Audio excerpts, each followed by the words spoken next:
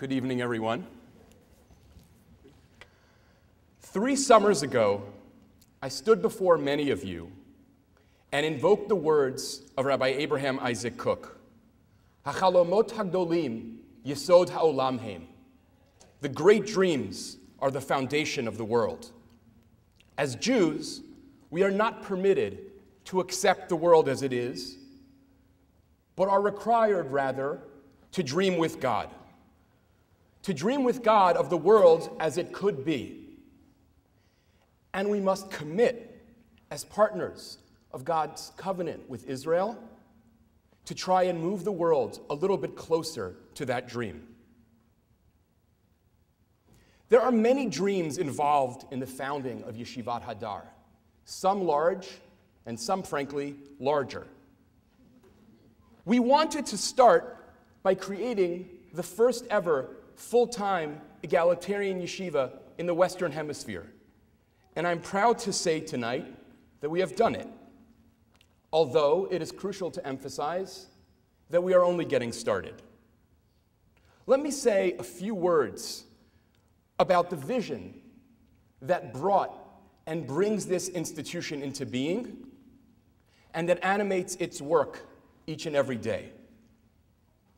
First, we want to create an institution of learning that is truly intellectually open, open to secular culture, open to general philosophy, open to academic Jewish studies, and yet, this is a crucial and yet, never for 1 minute gets confused or loses focus about its true goal and purpose, which is to be a place of Torah. First and last, a place of Torah. Second, we want to build a community that is unapologetically egalitarian, that is committed to women and men expressing themselves fully in both Torah and Tefillah, but without thereby diluting religious passion. Without thereby diluting religious passion. I should add that egalitarianism for us is not a halfway house towards some presumably more serious or authentic form of Jewish expression, nor is it a way station on the road to the ultimate destiny of most Jews, which is assimilation, but rather a commitment to egalitarianism that is an authentic and unapologetic expression of what it means to take Tselem Elohim seriously in the modern world. Third, we seek to create a culture that embodies the simple fact, too often forgotten in Jewish life, that Judaism is not a spectator sport, and that it cannot ultimately be lived vicariously. In a verse no doubt familiar to many of you, Sefer Dvarim describes the Torah as Morasha Kehilat Yaakov, a heritage for the whole house of Jacob. And yet many Jews, most Jews in fact, even many very serious, passionate, and committed Jews, do not have meaningful access to their birthright. Amazingly, and actually unconscionably, young Jews who have sought a place to go and learn Torah, to become literate and knowledgeable Jews, and to do so without doing it professionally, have had nowhere to go. The primary mission of Yeshivat Hadar is to fill that enormous hole in Jewish life, to give the beauty and joy of Torah, that is, back to the Jewish people to whom it belongs. I'd like to turn your attention to a strange and startling passage in the Midrash Vayikra Rabbah. Rabbi Chanina bar Papa makes the following statement: Im shimartem et haTorah, ma'aleh ani aleichem kihilu she'atem osim atzmechem. God said to the Jewish people, if you keep the Torah, I will consider it as if you were creating yourselves. In other words, Rav Chanina is saying, engaging with Torah is, at the deepest level, an act of self-creation, or perhaps better, an act of self-cultivation. But here is the question, and it's the question in a way in which everything is at stake. What kind of selves do we seek to create through Torah?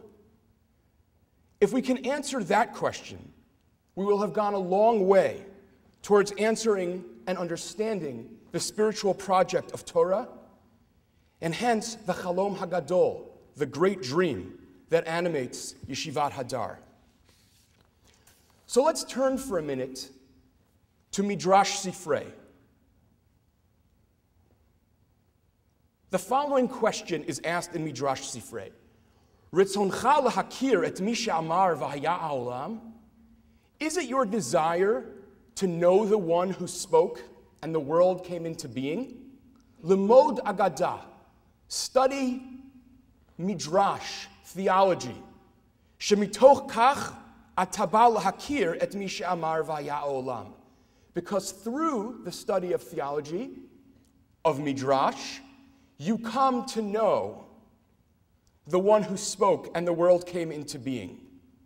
The Hebrew word is lahakir, suggesting not philosophical knowledge, but relational knowledge, knowing someone rather than something, intimacy and familiarity rather than cognition. The point of theology, in other words, is never to know theology, but to know God. You might think, we might think, that the text would end here. Indeed, I would say that in many ways, our lives would be easier and less challenging and safer if the text did end here, but it does not. So now let me read the text again, this time in full. Ritzoncha lahakir et mi she'amar v'haya ha'olam, lemod agadah. Shemitoch kach ata ba lahakir et mi she'amar v'haya ha'olam, umidabek bidrachav. Is it your desire to know the one who spoke and the world came into being? Then study Agadah, Midrash, theology, because through doing so, you will come to know the one who spoke and the world came into being and cleave to his ways. Now, what is cleaving to God's ways? Lehidabek lidrachav. As the students in Yeshivat Hadar studied this past week, the rabbis are univocal about this question, as they are on so few questions. To walk in God's ways is to live a life of chesed, of love manifested as kindness, as the knowledge of God manifested as compassion for others. The love of God